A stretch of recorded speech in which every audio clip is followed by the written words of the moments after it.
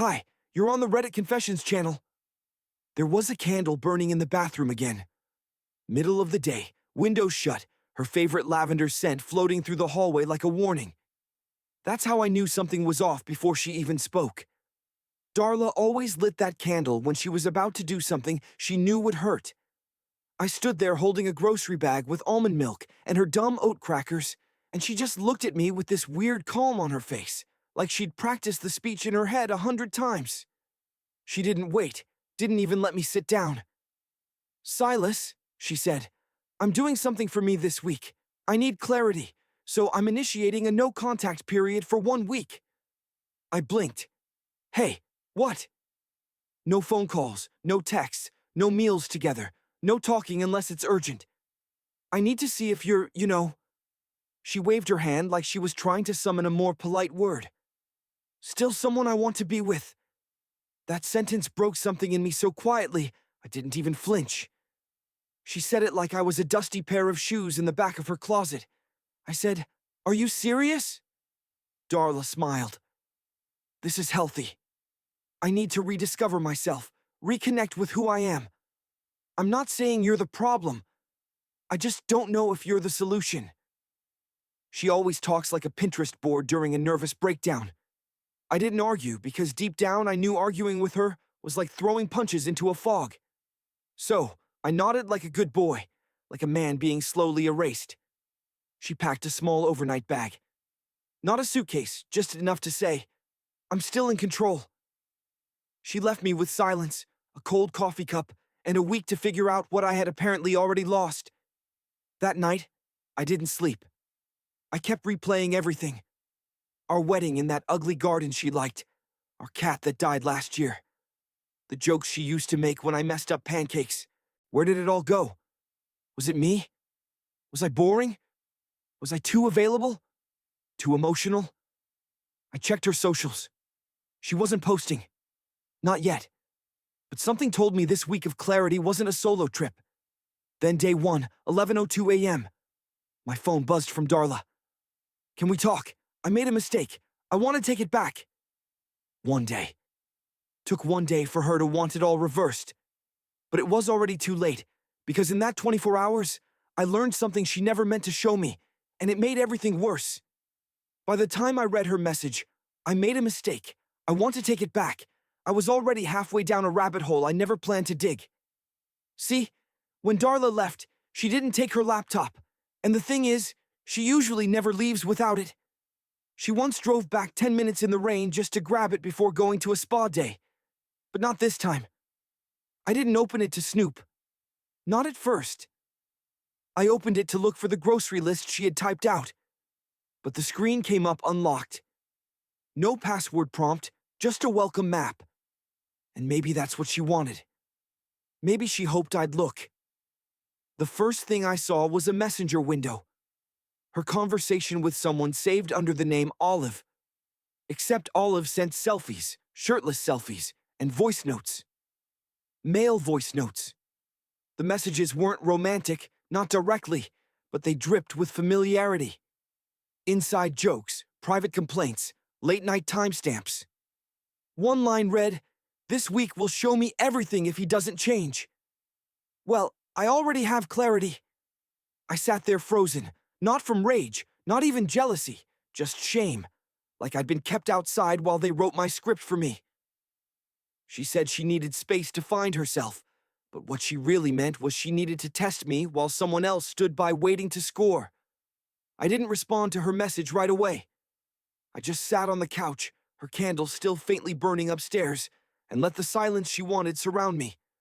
But this time, I was the one choosing it. And then, around 4 p.m., she walked back in the house.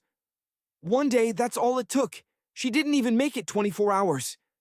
She looked at me with these wet, fragile eyes like she wanted me to hug her, like I was supposed to be relieved she was home. "I overreacted," she said. "It wasn't fair to you. I don't know. I just needed a moment. You understand, right?" I asked her one thing. "Who's Olive?" Her lips parted, but no sound came out. That's when I realized she wasn't sorry for the idea. She was sorry I saw the backup plan. She stood in the doorway, blinking like the question had caught her off guard.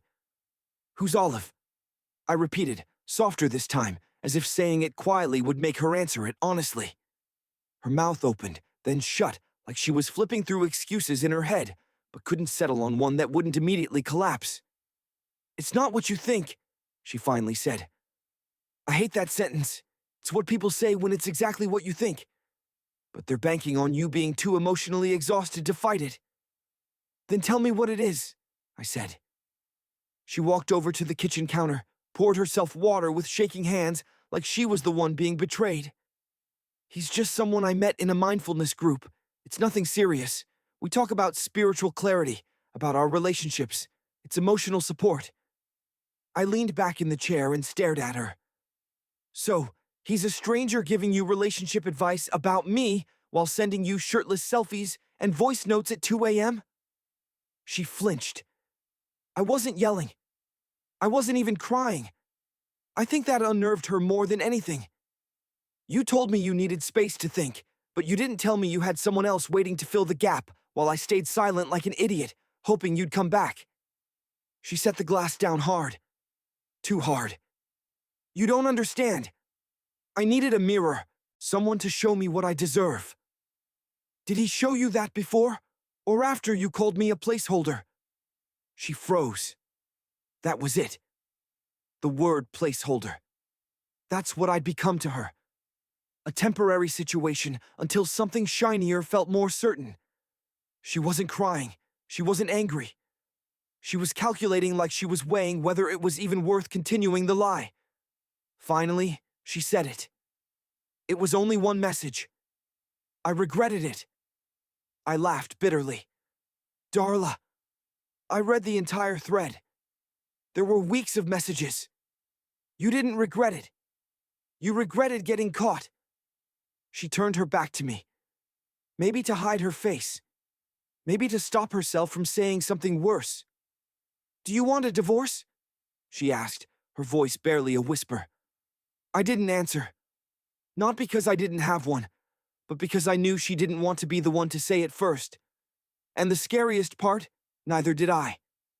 I stayed in the chair for a long time after she asked if I wanted a divorce. Long enough for the kitchen clock to tick into the next hour. Darla didn't sit. She just stood there, her back to me, arms crossed like she was bracing for a storm, but couldn't tell which direction it was coming from. "You already left," I finally said. "You just didn't take your stuff." She turned her head slightly. "That's not fair, is it?" I asked. "You created distance, gave yourself a break from me, tried out what it felt like to be without me while keeping the safety net tied around your ankle." She didn't respond. And honestly, silence was becoming her favorite weapon. She used to fill every room with noise, opinions, jokes, complaints, dreams. Now, every pause felt like punishment, like I was supposed to guess what version of her I was dealing with today. I didn't sleep that night, not even a little. I lay awake in the guest room, staring at the cracked ceiling, thinking about how many versions of this woman I'd been in love with. The girl who used to fall asleep on my chest while we watched horror movies. The woman who danced barefoot in the kitchen during thunderstorms. And now the stranger, stone-faced, guarded, and layered in half-truths. By morning, she'd made pancakes, just like that, as if flipping batter on a pan could flip reality, too. "You should eat," she said softly. "You've barely touched food since Monday." I didn't touch the plate. "Did you message him again?" She looked down. "No." "Did he message you?" Pause. "Yes, of course he did. Guys like that don't walk away. They wait. They know the cracks, and they dig their fingers into them." I pushed the plate aside. "I need the truth, Darla. Are you in love with him?" She didn't answer. Instead, she whispered, "I hate that you make me feel guilty for wanting to feel alive." That was the moment it hit me. Her apology yesterday wasn't about what she did to me. It was about the shame she felt for still needing me. And that kind of apology, that's the one that poisons everything. That morning, after the pancake stunt and her half-hearted confessions, I went out for a walk. I didn't say anything. I just grabbed my keys and left. The air outside felt colder than it should have for October, but I welcomed the sting. It reminded me I still had skin. Something Darla seemed to have forgotten. I didn't have a destination. I walked past the coffee shop where we used to spend Sunday mornings, past the bookstore where she once begged me to buy her a $26 hardcover she never even opened. Every step felt like a rewind. Every corner reminded me of a version of us that no longer existed. And the worst part? She seemed fine, like guilt was just another emotion she could rearrange to fit her narrative. When I got back, she was watching TV, some talk show about reclaiming feminine power or whatever. I stood there in the doorway, waiting for her to acknowledge me. She didn't, just muted the volume slightly and said, "You've been gone a while." "Yeah," I said. "Needed some clarity." She turned then, eyes scanning me like she was trying to figure out if I was about to cry, scream, or leave. But I had nothing left to show her. I wasn't looking for a fight. I was looking for the truth beneath her performance. I asked, "Did you want me to fail the test? Is that what this was?" Her brows drew together. "What test? This space thing? The week? The silence? Did you hope I'd mess it up so you'd have an excuse to leave?" She didn't answer. She just looked down, rubbed her temple, and sighed like I was the one complicating everything. Then she said, "You're making this harder than it has to be." I let out a bitter laugh. "You gave me 7 days to prove I was worth keeping, but after 28 hours, you already broke your own rule. You didn't even give yourself enough time to pretend you were serious." That stung her, I think. For a second, she looked like she might cry. But instead of apologizing, she said the one thing I never expected. "I thought you'd be grateful I came back." That's when I realized her guilt wasn't meant to rebuild anything. It was meant to silence mine. The next morning, she acted like we were starting over, as if everything from the past week had just been a miscommunication. Her betrayal, my breakdown, the ghost of Olive hovering between us. She came into the kitchen wearing my old college sweatshirt, the one she used to steal when she wanted comfort. It felt performative now, like she was trying to rewind us to some nostalgic version of ourselves that didn't exist anymore. "I was thinking," she said, setting a mug of coffee in front of me. "We should take a weekend trip, just the two of us. No phones. A reset. A reset. You don't press restart on a game you've been secretly playing with someone else." I didn't touch the coffee. "You're trying to fix the wrong thing," I said flatly. "You keep painting over cracks without even looking at what's causing them." She sat down across from me, folding her hands like she was in a therapy session. "Okay, then tell me what you need." I stared at her for a long second. "I need honesty. I need to not be Plan B while you figure out who gives you more butterflies. I need to know you're not just staying because the affair didn't pan out the way you hoped." Her mouth tightened. She was quiet again. That same silence she used as a shield. And then she said, "I never wanted him. I wanted to feel wanted." That line, that single selfish sentence, it wasn't an apology. It was a justification dressed in self-pity. I leaned back. "You didn't feel wanted because you stopped letting me close to you. You built walls, then blamed me for standing outside." She blinked, clearly stunned that I wasn't folding like I used to. Then came the tears, big, heavy ones that hit her cheeks fast. And I couldn't tell if they were from guilt, fear, or just the realization that I wasn't playing along anymore. "I made a mistake," she whispered. "I thought you'd just take me back. I thought you'd be grateful I didn't leave." That was it. That was her version of remorse. Not because of what she did, but because her plan didn't go the way she imagined.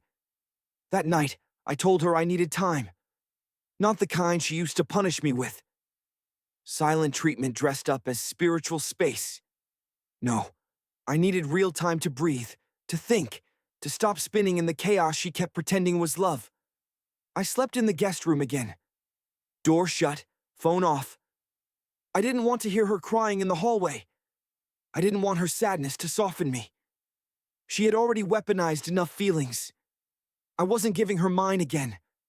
But around 2 a.m., I woke up with this gnawing sense that something wasn't over. You ever get that feeling like your mind is tugging at a thread even while your body's begging you to rest? That was me. So, I got up quietly and went back to her laptop. I didn't want to be that guy. The guy who checks, who snoops, who invades privacy. But something deep in my chest whispered, she's still hiding something. Turns out she was in her archived messages, not deleted, just hidden, was a single thread she forgot to clean up. A message from Olive sent the day she asked for space. Not before, not after, that exact day. It said, he agreed. 1 week of no contact. I'm free to see you Friday night. Hotel's booked. Can't believe it's finally happening. My hands went cold. I stared at that message. Not blinking, not breathing.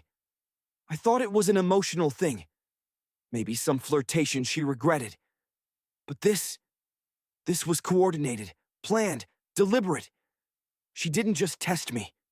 She scheduled my replacement. And then came the next message from 3 hours later. He's been quiet all day.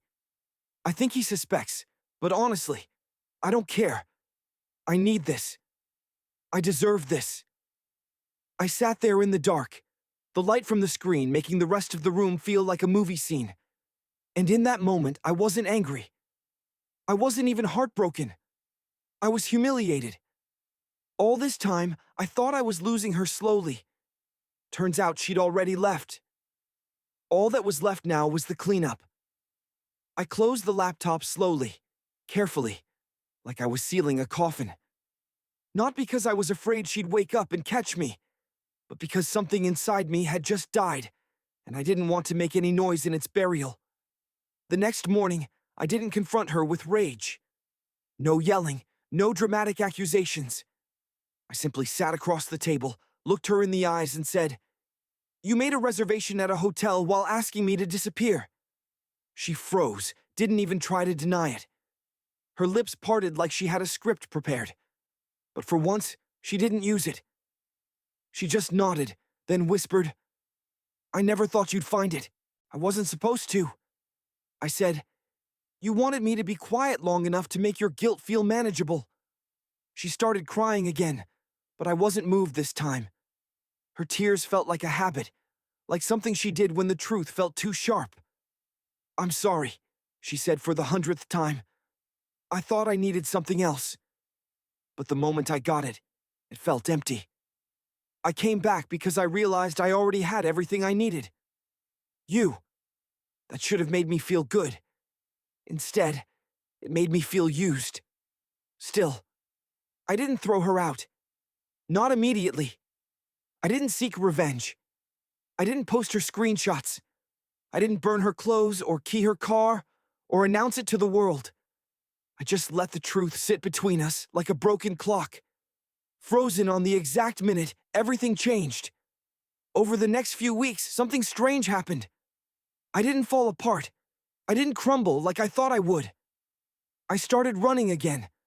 I picked up a guitar I hadn't touched in years. I started sleeping better, laughing even, not because I was healed, but because I was finally done begging someone to see me. Eventually, Darla moved out. No drama, no legal battle, just quiet boxes and short goodbyes. I haven't heard from her since, but sometimes when I pass that old hotel downtown, I smile. Not out of spite, but because I remember the exact moment I stopped being someone's safety net and started becoming my own anchor. Have you ever realized someone only came back because Plan B fell apart? What would you have done in my shoes? Drop your stories in the comments. We'd love to hear your perspective. And don't forget to like, subscribe, and share your thoughts here on Reddit Confessions, where every story starts with a moment you never saw coming and ends with the strength you didn't know you had.